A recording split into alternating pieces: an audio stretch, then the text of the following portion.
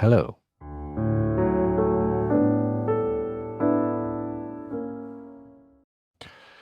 When one thinks of a lawyer, at least in common perception, there are two possible general ideas, I would say.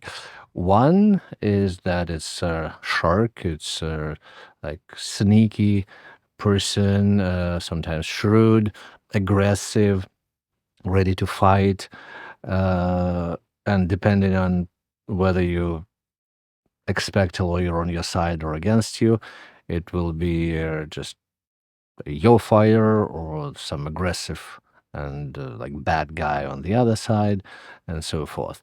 That's one of the possible perceptions. Another is that it's a person who would know some loopholes in the law, uh, allowing you to get around something and so forth. But probably this perception is instigated by movies, TV series, certain literature. And I'm not saying that there are no lawyers like that. I'm not even saying that those lawyers are bad.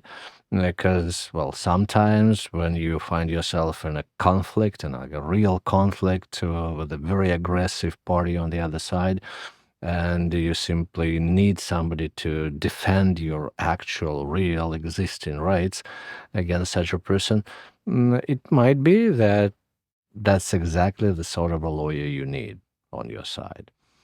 But not always. Sometimes, when there is a real chance to get it settled quite soon and sometimes even simple, and only like emotional, irrational side in the parties prevent that. Having a very aggressive lawyer would lure you into a long lasting and quite expensive litigation, which could have been avoided. And well, we all know that access to justice, uh, being a very good thing, of course, it's burdened with the cost of it, at least in the system where we exist and work and live. So basically, at any moment, you have a choice. Are you looking for an aggressive lawyer or for a so-called collaborative lawyer? Uh, Now, this word is getting more and more popular, but the idea was there very much before the word. Because technically, when you hire a lawyer, you expect that the lawyer would protect your interests, your rights. Uh, Sometimes you think that it is a better way to protect those interests if your lawyer is aggressive. Sometimes you think that it's better if your lawyer is collaborative, if your lawyer is more capable of just being a negotiator and so forth. Sometimes you simply don't know. And it's also true that professionals are different, and not every lawyer is as good in being aggressive as in being collaborative, and vice versa. And therefore, it might be that you get yourself a good lawyer for an aggressive style when you don't need that, or you've got yourself a good lawyer for a collaborative style when you don't need that. Uh, so there is a choice, and it might be interesting to understand what the choice is. If you see a court, like a justice system, as a sort of an arena where one wins and one loses, and you definitely don't want to lose, then you probably look for a gladiator who would like fight for you, because it's either or. It's 1 or 0. It's all or nothing, right? Uh, on the other hand, maybe in your particular situation, as it most most probably the situation, if it's all about money, be it a business or property story, something like that, maybe you're ready to some sort of a compromise, but you think that the demands or expectations of the other party are sort of unreasonable, and you are aware of your own emotional limitations and the other party's emotional limitations. So you want a compromise, but first of all, you're not sure what are the limits of reasonable in this situation, because you don't know what the rules exactly are, or you do not trust your own judgment, and well, that would be another expectation. Sometimes you necessarily want to go uh, for litigation. You want to have your time before a judge. You want the judge to tell, not even you and not even the other party, to tell the world who are the good guys and who are the bad guys here. Most probably, this expectation won't be satisfied, because judges are not there, at least in civil court, are not there mostly to tell who's a good guy, who's a bad guy. The judges are there to adjudicate, like what will be a just and a legally sound result and solution for a conflict. But anyways, if you wish to steer towards litigation, then probably a more aggressive kind of a lawyer is your type. If you think, on the contrary, that you need a negotiator, that you need somebody who would try to cooperate with the other party and with the lawyer on the other side, because you want to avoid litigation, because you think that, well, maybe, again, about compromise, right? That maybe there are things that are not so strong on your part, but there are things that are strong on your part, and necessarily you trust that the other party is no less rational, at least to that extent. Because sometimes there is a room for compromise, there is a good room for negotiation, and even you want to go there, but the other party doesn't want. The other party is like not reasonable, non-negotiable. Then, well, you probably need an aggressive lawyer more than a collaborative one. But if you believe that the other party, despite all of your conflicts, is prone to negotiation, then maybe you need a negotiator more than a litigator, at least at this stage. Another thing is how you see the point of your conflict. If you want to preserve some moral high ground, if you're sure, though very often it's not true, but many people are sure, that their position is fair to the extent that this is right, this is wrong, then probably you want somebody who would like fight for it aggressively.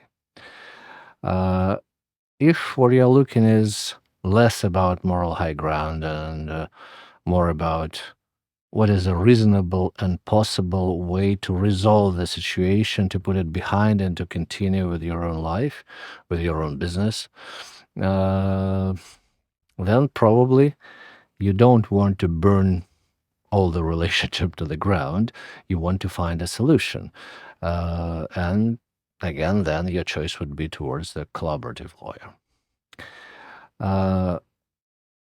There are many people, even among businessmen, strangely, but there are, who have a tendency to accept their own position as a right one, as I would say, opposed to like interesting for them or beneficial for them, or something that they would prefer. Because one thing is to think that, okay, I'd like this. Another thing is to think, and this is right because I like this. Well, not many people go that far as to say it's right because I like this. But very often, deep in there, it's this perception. But anyways, maybe this is the truth. Maybe it's about right and wrong. Then, again, you need a more aggressive lawyer. On the other side, maybe it's more about what's unacceptable versus acceptable for you. And then again, finding this acceptable, sometimes it's a fine line, sometimes it's a very thick one between the parties. Then you need somebody who would be more flexible in their approach, because usually lawyers not only just talk to the court, Most of the cases, lawyers don't even get to the court. Lawyers talk to each other for their parties.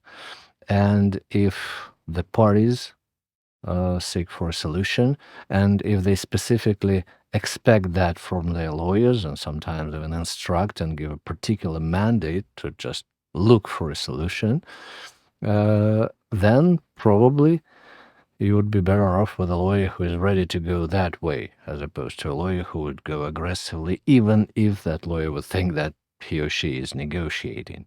Because again, it's very much about habits and experience. It's not, again, that one is better than the other. It's all about the context. Uh, if you look for a victory, then probably the other party would not like to be a loser, as we discussed at the beginning. So if that's really what you absolutely want, you need an aggressive one. If you think that who cares who would be seen as a victorious party as long as you get what you wanted, more or less, and as long as you believe that that might be acceptable for the other party as well, then again, a collaborative lawyer would be better for you. As to the past versus future, it's basically about what you seek: punishment for something that was done to you or gone wrong, or you look for prevention or maybe some kind of another way for the future. Because some people, again, I'm not saying that one is better, one is worse, it's just a difference. Some people think that if something was done wrong, it should be necessarily punished. And they see their goal in that, and they just put resources into that. And they are ready to pay for that and wait for years for that and to go through the litigation for that. And there is a significant moral satisfaction when it comes through. Other people don't want punishment for punishment. They only look for it as a sort of a guarantee that this kind of an obstacle or unpleasant stuff or some trouble or burden will not come again in future. And sometimes when it's not that important, often actually, when it's not that important, who will be right, who will be wrong, who will be called right and wrong, who will be punished, who won't be punished, but it's more important like how you will proceed further, and how would you guarantee yourself from these unpleasant situations for the future. Then very often a negotiated agreement works better.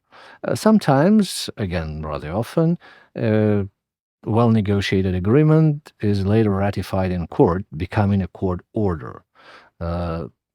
That's a very much lucky hybrid, I would say, because you get what you want, and you're sort of guaranteed from, well, better guaranteed from sudden change of mind on the other side, because you agreed on that, but now it's more than the agreement. It's a court order, so of sorts it's a law, kind of. Also, especially when it comes to family litigation, successions, estate, when it comes to relationship with children, when it comes to some long going on partnership in some businesses, sometimes it's possible to end the conflict by a victory in this particular situation. Because maybe you have all the rights, maybe you have all the evidence, you have like a really upper hand. So can you break the other party? Sometimes, yes, you can. And if you do not care about what goes next, the best example would be probably a relationship between neighbors. Because very often you're right, you can get the judgment you want, but the neighbor will continue to be there. And like being defeated by you, even though there is a judgment, but your neighbor might still see it unfair and excessive and so forth, uh, you will get an enemy for the future. Sometimes, uh, depending on how much you expect to continue to have a relationship with that person or these people, and when it's a family situation, family story, like what kind of relationship you expect within the family with your children when they grow up, for example, that might affect your choice. Because maybe you could win, and maybe it would be right and like, moral and fair. Would it be wise, though, for the future? And again, I do not say that all the time one answer is better than another. What I'm trying to say is that depending on how you answer those questions, where you find yourself in all those dichotomies here, uh, that would affect your choice of a lawyer. Because, again, in our real reality, as opposed to legal reality, uh, not all the colleagues are equally good in both aggressive and collaborative style. And it's great, it's okay, because you have a choice. And as long as you know what choice is yours, you can make it like in an informed way, let's put it this way. Thank you, and have a nice day.